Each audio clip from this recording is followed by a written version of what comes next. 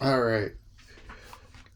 Possibly the most explosive deck in the format that I don't think people are really talking about other than in dogs.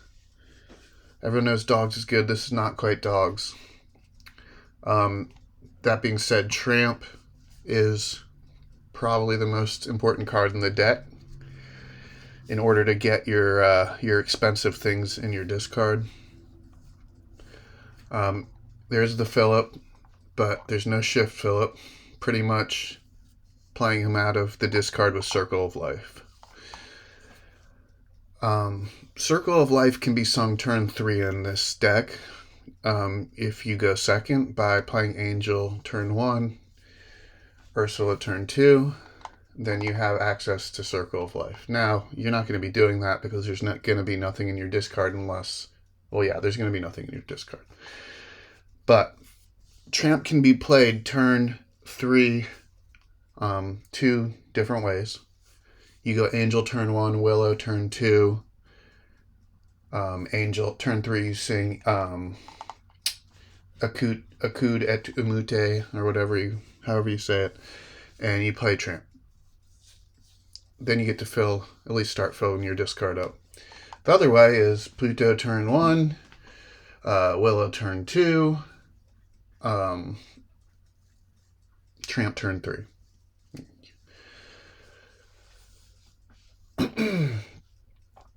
So, another thing that benefits from filling your discard up is Max Goof.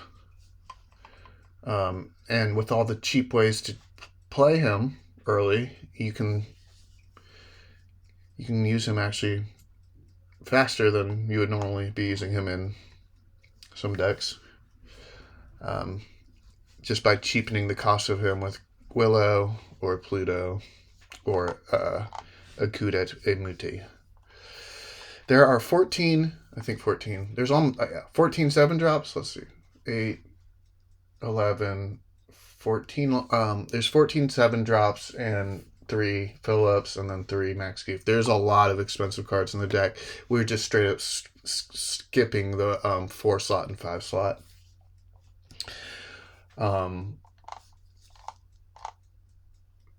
You can do a lot of antics with Max Goof. You can just cheat the 6-drop out. You can get Max Goof out and you can get the little one out and shift him. You can start buying back your Mean and Scaries, your Mother Knows Best, your Akudet Imuti. Basil's really good in this deck. It gives you some options. It's kind of like a toolbox in your discard, you know? I mean, a lot of times you can actually play these things early if you have the right things sticking around on the board to play them. But, playing them out of the discard is always an option with Circle of Life. Timon is in here to snipe the board wipe against blue-yellow. This deck needs to snipe that against blue-yellow. Because it's actually kind of hard to play. It's hard to play around it with this deck, so you just need to snipe their board wipe. Mowgli is. I wish it had more Timons. I wish it was all Timons, but it's already 17 uninkable. So Mowgli's just there to maybe help snipe that later, or to snipe some steel stuff early on, because steel is actually kind of a weakness of this deck. Like if they start blowing up your angels and your ramp cards early on, it's going to really slow you down and you're going to lose the game. So against those amber steel matchups, you're going to really want the Mowgli. The Clarabelle 1-drop is partly for a little bit of item removal when you need it, partly to kind of threaten the shift, even though you're not even looking for the shift in this deck. It's like almost better just to threaten it and make them think Clarabelle's scary when really you're cheating big Clarabelle out, or you're inking her, or you're just playing her for straight up her cost because you have good ramp.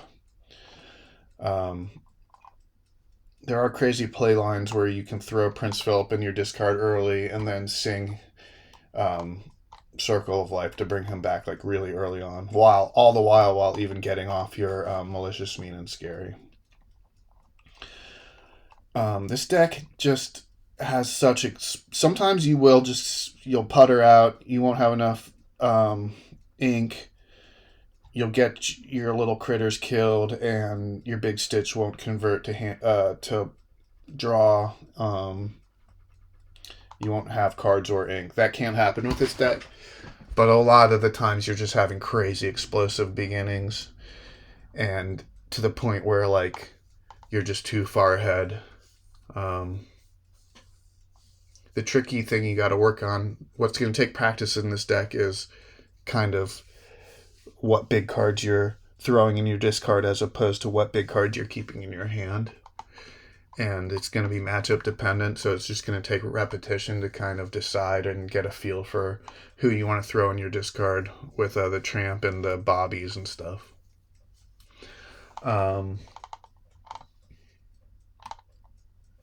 This is not a straightforward deck, so I'm not going to say everything else is straightforward. However, it's nice not having to depend on Clarabelle in this deck. It's nice having having a variety of top end that you don't need to worry about inking or throwing back at the beginning of the game, because you know you're going to draw into top end pretty easily. Play this deck. It's seriously one of the most explosive decks in the game.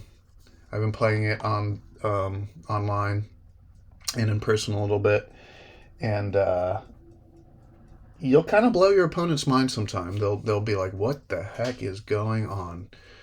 You know, as they look at like 6 things on the field for you, like turn 5, including like a 7 drop, and they have like 1 thing on the field. Yeah, give it a shot. I think it could easily. I think it could easily be one of the better decks. I just don't think people are experimenting with the non-dogs version enough. But yeah, give it a shot.